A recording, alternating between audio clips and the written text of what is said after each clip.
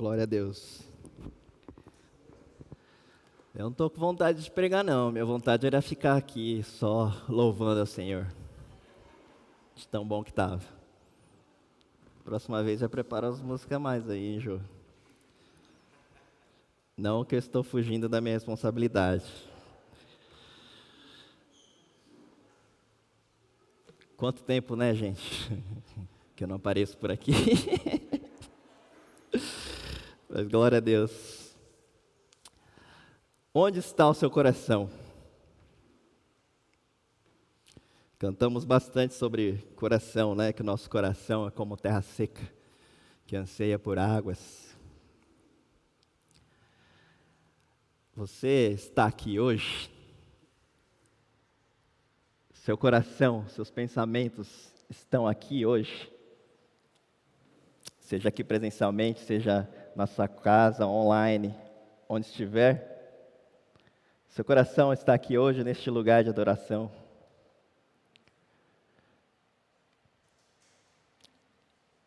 Parece um pouco óbvio, né? Lógico que eu estou aqui. Todos nós estamos aqui. É óbvio. O que ele está falando, né? Mas eu gostaria de dizer primeiro que só do fato de você estar aqui hoje, seja cultuando ao Senhor aqui presencialmente, seja online, já é um ótimo sinal. Glória a Deus por isso. Já demonstra o interesse nas coisas de Deus. Certo? Porém, as minhas perguntas, elas foram para provocar uma análise pessoal. Porque, às vezes, nós estamos em um lugar, mas nós não estamos, de fato, nesse lugar. Sabe quando alguém diz para você assim, você está longe, hein? Onde você está? Você está viajando. Ou então, no que você está pensando? Isso eu sempre pergunto para a Rebeca, no que você está pensando? Ela fala, nada. Fala, não é impossível não pensar em nada, né? Mas por quê? Porque você percebe que às vezes a pessoa está mais longe. Sabe quando a pessoa está conversando, você termina de falar, a pessoa, hã?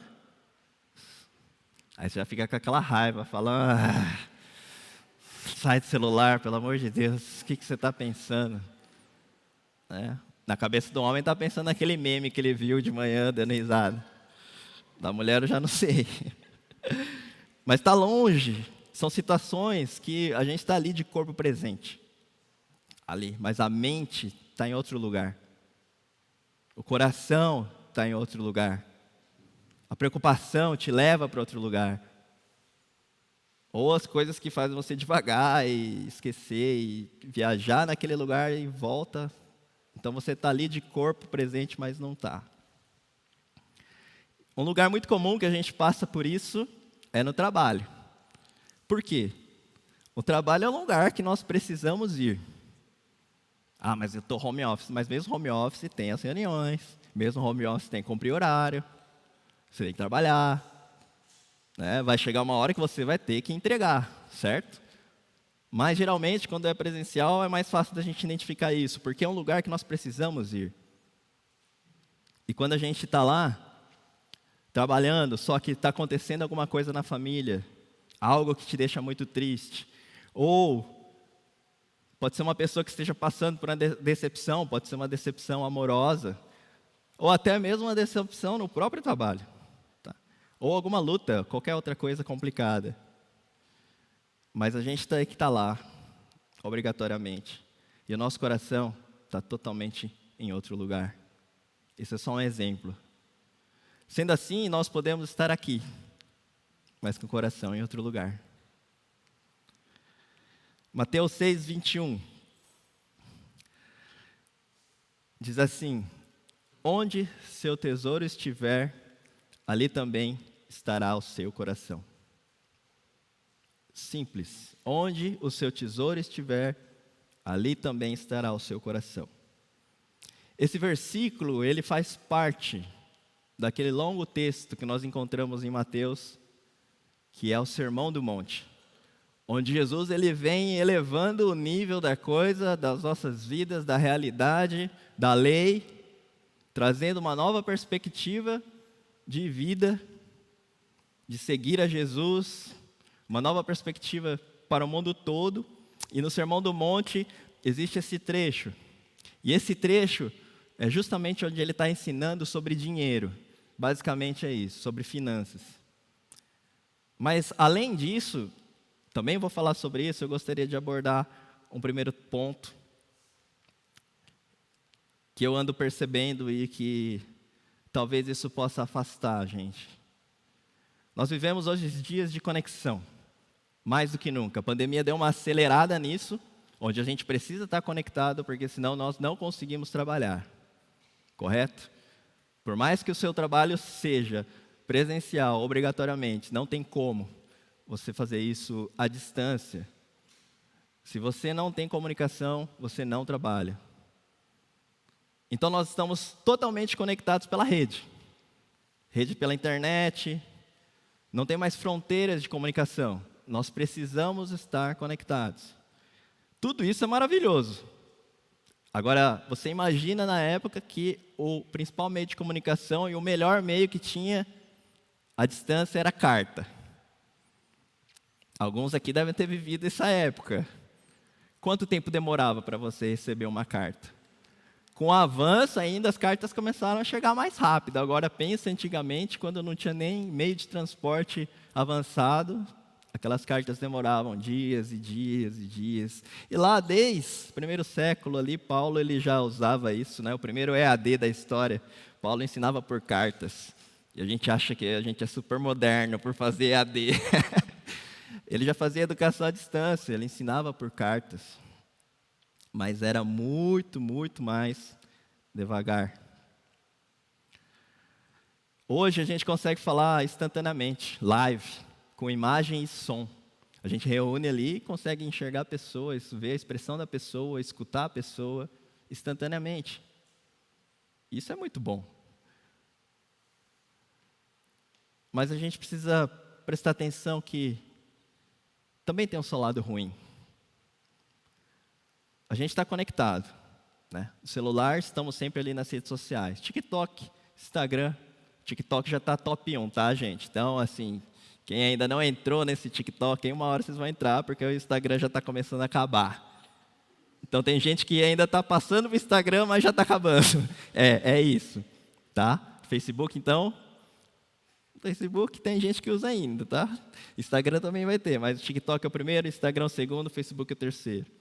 Além das outras e diversas redes sociais que nós temos. Então, através dos nossos smartphones cada vez mais avançados, modernos, rápidos, alguns muito mais rápidos que computador, que um próprio computador, a gente está conectado. Isso é legal. Mas a gente jamais pode perder a conexão, que é a nossa conexão mais importante. A nossa conexão com Deus. O nosso Senhor. A gente precisa lembrar que através do sacrifício de Jesus na cruz, nós somos reconectados à presença do Pai. E com essa reconexão, nós temos acesso. Nós precisamos... Você pode ter acesso com um monte de gente na sua rede social. Você tem lá 1000 seguidores. Você fala com os 1000? Se você falar com 20 é muito. Entende? Então, se você não falar com o Pai, com o nosso Senhor, não ter relacionamento com Ele, não adianta nada. Mas o Senhor me reconectou de volta. Sim, quando você entregou a vida para Jesus, o sacrifício dele na cruz, a redenção é justamente essa reconexão de volta à presença do Pai. Mas a gente precisa manter esse relacionamento. Por isso, tome cuidado para não estar online para todos e offline para Jesus.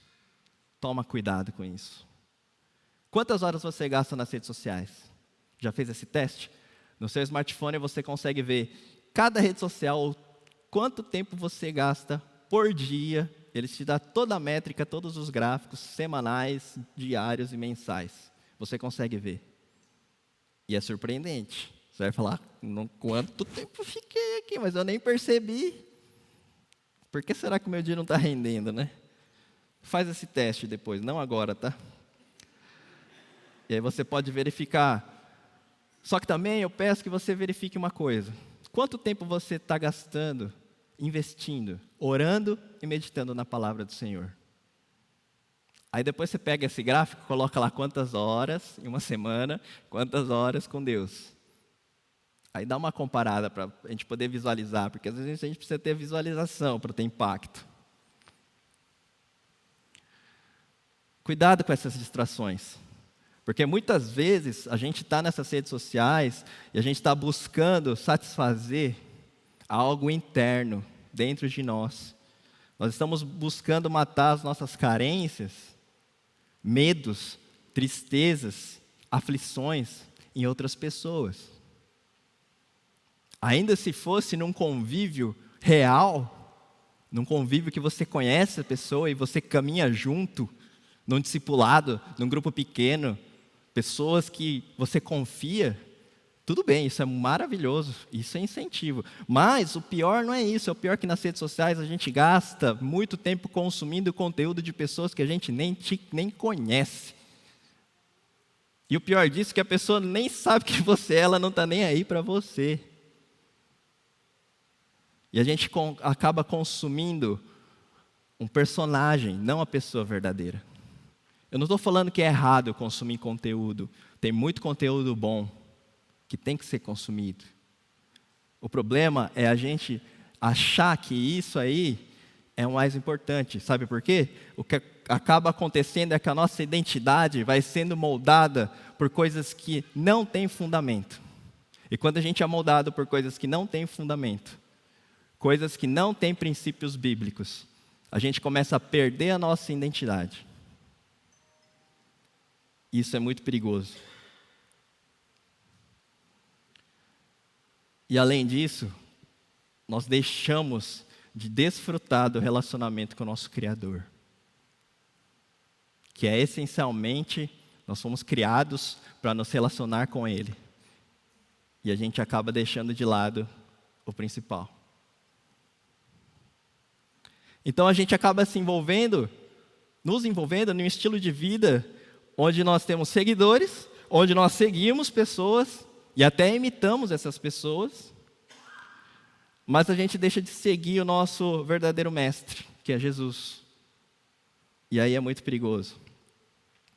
E eu falei aqui imitamos, né? Porque ao invés da gente buscar ser parecidos com Jesus, a gente busca ter o quê? A gente busca ter padrões adequados. Já parou para pensar nisso? Nós precisamos estar no hype, na moda. Porque a gente precisa ser aceito. Porque a gente não gosta de ser visto como um crente chato. Na escola, na minha época, era assim. Eu sou skatista descolado, filho. Para com isso. Não sou esses crentes aí. Mas aí eu percebi uma coisa. Eu falei, não. Está errado. Aqui tem personalidade, aqui é de Jesus. E quem quiser andar comigo, vem e vamos andar com Jesus. Aí foi indo. Aí as coisas começaram a fluir. Foi fácil? Não foi. Não estou falando isso da boca para fora. Mas tem que ter atitude. E quando a gente começa a se adequar aos padrões, dentro dessa nova identidade, que não é a identidade em Cristo, e as nossas influências começam a nos influenciar mais do que deveria, se torna perigoso. A pergunta que eu faço hoje para você é: quem tem te influenciado? Quem tem te influenciado? Percebe que a influência, muitas vezes, a gente não percebe. A gente simplesmente vai... Você está ali no Instagram, de repente passou ali uma coisa legal, uma frase legal.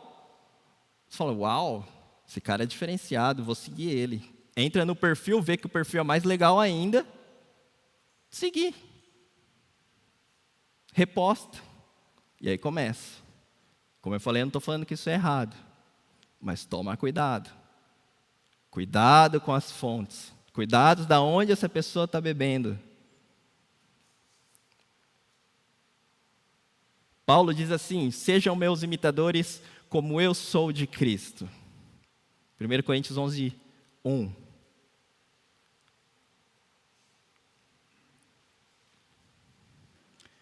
Você só é um discípulo de Jesus se você o imita, se você o segue, se você deixa ele te influenciar. Para a gente imitar Jesus, a gente precisa andar colado em Jesus. Quando você começa a ser influenciado por uma pessoa é porque você está convivendo com ela, ou porque você está seguindo ela e vendo o que ela está falando, o que ela está fazendo, como ela se porta, como ela fala, como ela conversa. Com Jesus é a mesma coisa. Como a gente vai imitar Jesus, ser parecido com Jesus, se a gente não conhece Jesus? A gente é acostumado a dizer, o jargão muito comum nosso é: pensa no que Jesus faria nessa situação. Não é isso? Sabe qual que é o problema disso? O problema é que a gente não sabe o que Jesus faria. E aí, como você vai pensar como Jesus?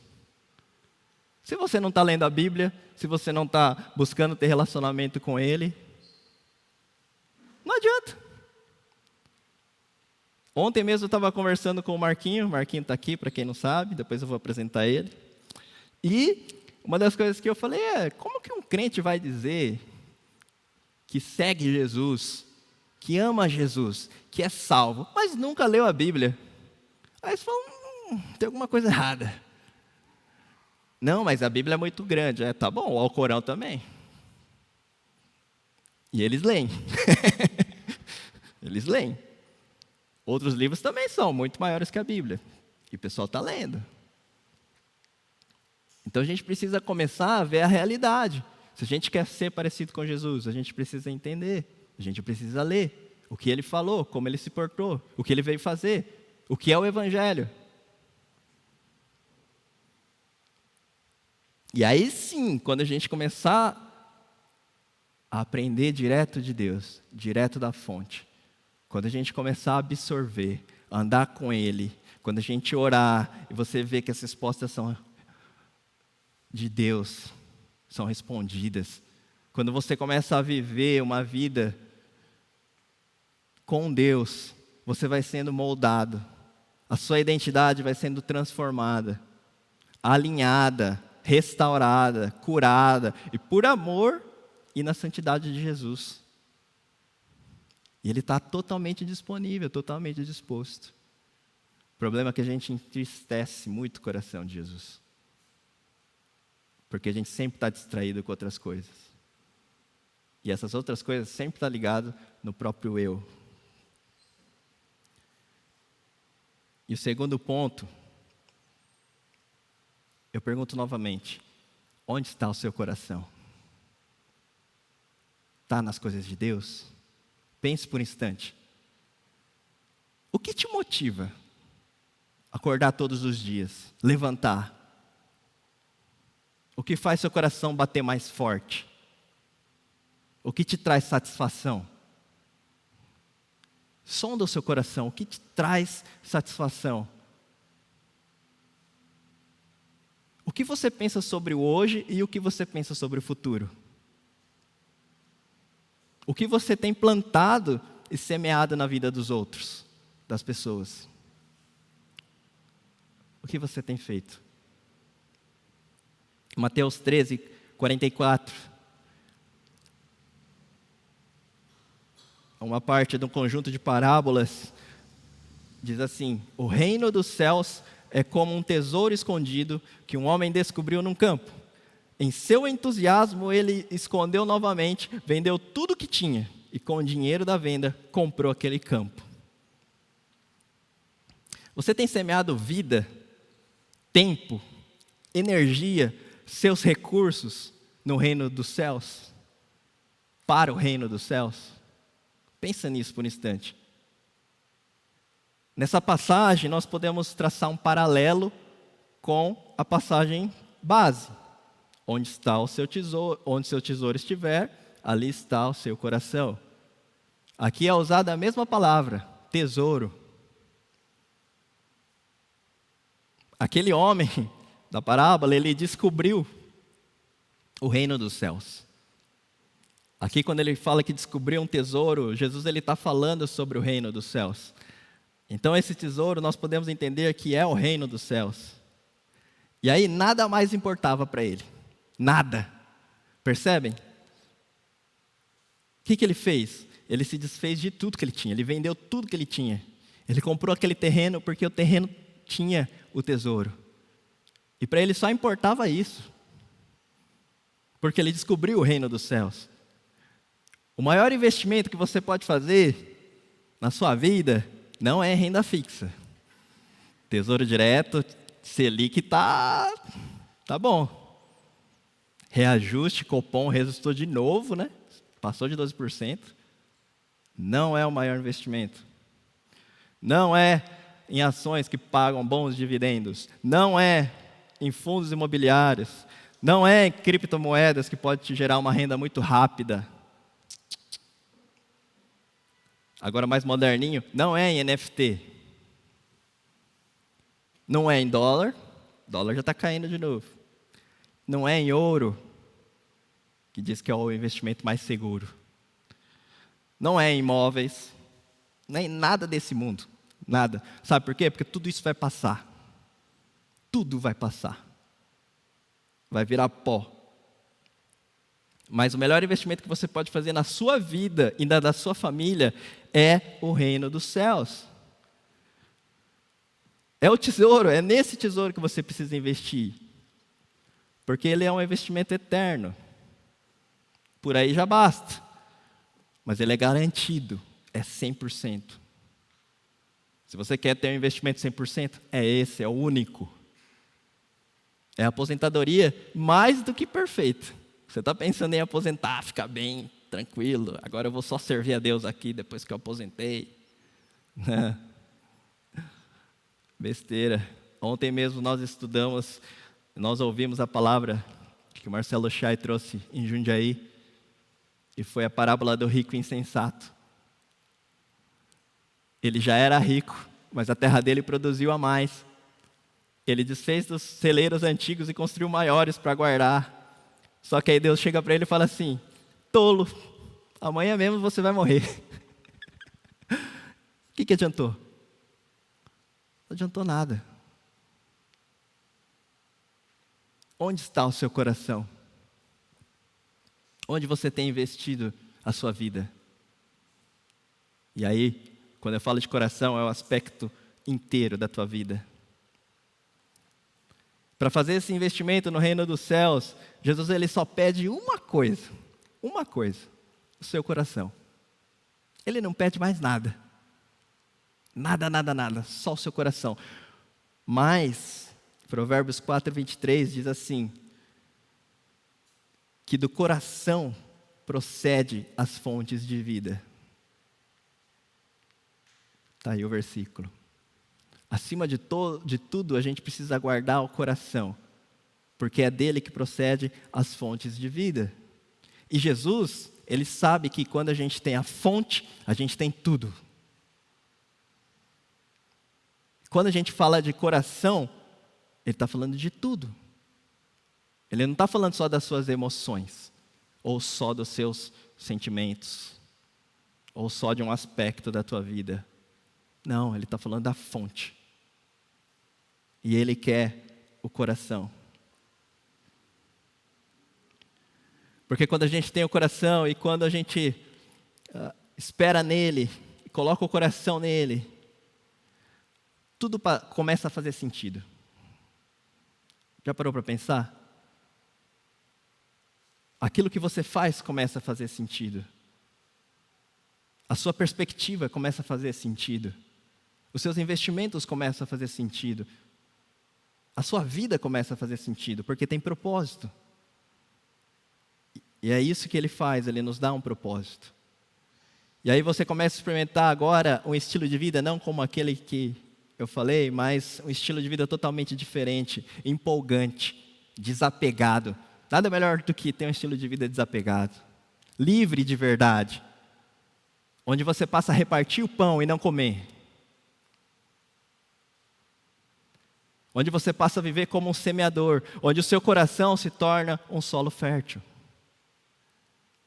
E aquilo que você tem faz sentido, se abençoa o próximo. O esporte que você pratica começa a virar um campo missionário. O seu trabalho vira um lugar onde você começa a estabelecer o reino de Deus e os seus valores através do evangelho na sua vida. As pessoas que vocês vão conhecendo vão se tornando discípulos de Cristo através do seu discipulado. E tudo isso é glória eterna.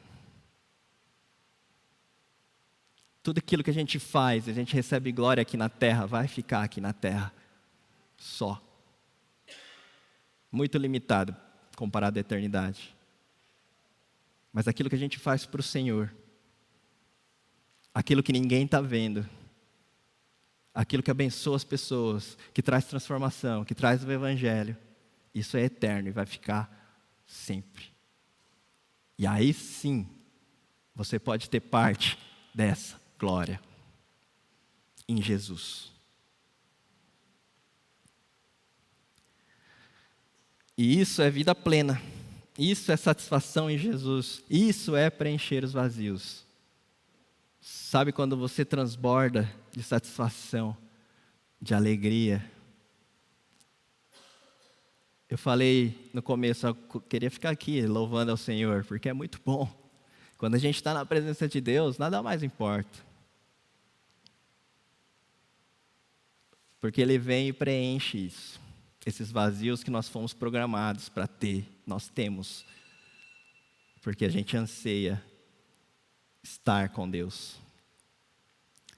Nesse dia, Jesus Ele quer o seu coração.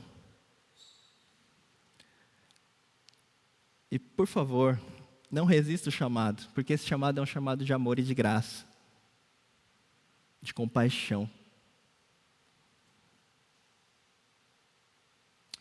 Se você precisa de quebrantamento, sabe, tem dias que eu olho para Deus, eu olho para a minha vida e falo, eu preciso de quebrantamento. Meu coração está ficando duro, já bate aquele alerta, não dá. E a gente precisa orar para Deus, a gente precisa colocar o coração, se arrepender e buscar isso. Que hoje você veja e vislumbre o reino dos céus. Nós precisamos ter esse vislumbre, porque às vezes a gente esquece. Isso traz renovação. Que Deus coloque em você a percepção, o discernimento, para você entender o que é cultura do mundo e cultura do reino dos céus. Porque às vezes a gente absorve, traz para dentro de nós, do nosso convívio, princípios e culturas que não vêm de Deus. Então que Deus possa colocar em você essa percepção. Vamos abaixar as nossas cabeças.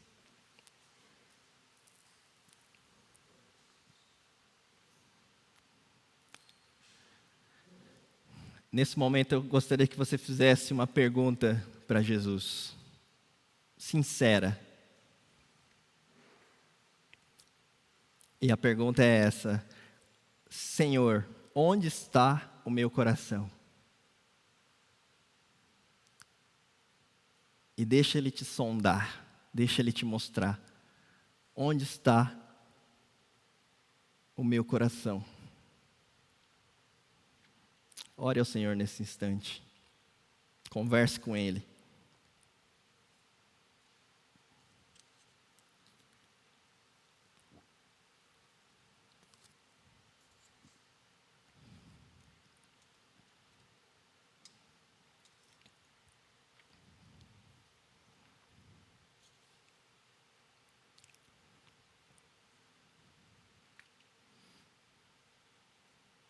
Senhor, onde está o meu coração?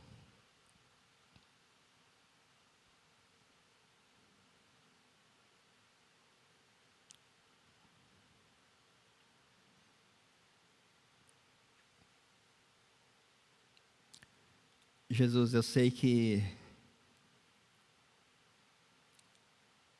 essa é uma luta para todos. Mas nessa manhã eu quero pedir ao Senhor que nos perdoe. Nos perdoe se nós temos trocado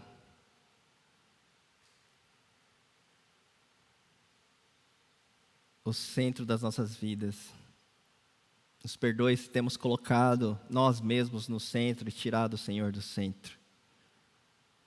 Como nós cantamos e como nós declaramos e como a Tua palavra diz, a verdade é que o Senhor é o centro de tudo.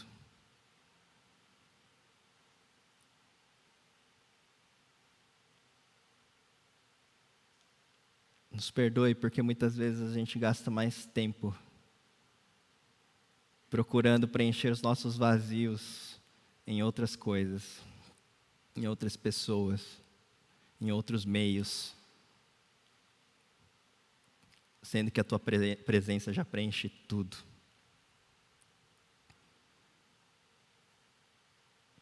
Nos dê ouvidos, olhos atentos e um coração firmado em Ti,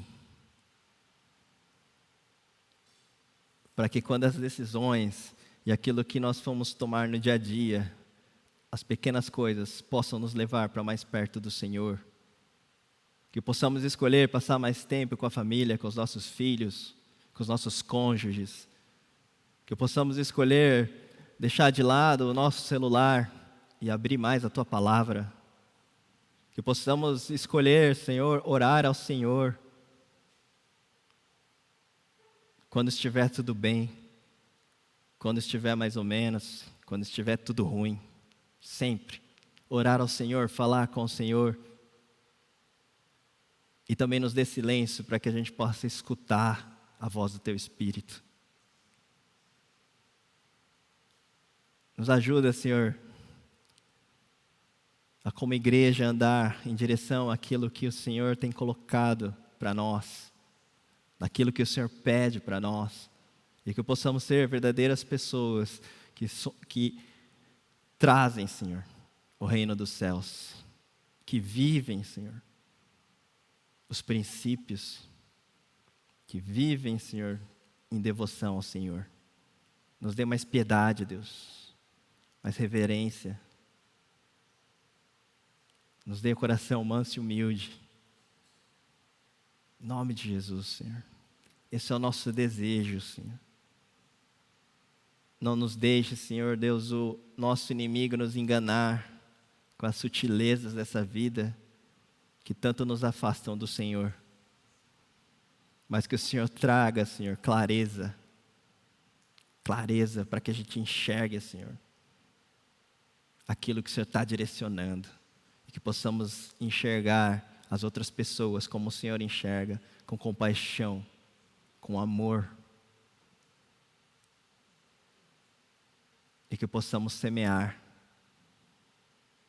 possamos ser semeadores nessa vida, de tudo, para a Tua glória, Senhor. Nós queremos ajuntar, investir no Teu reino, porque é isso que realmente importa. Para a glória do Senhor, em nome de Jesus. Amém.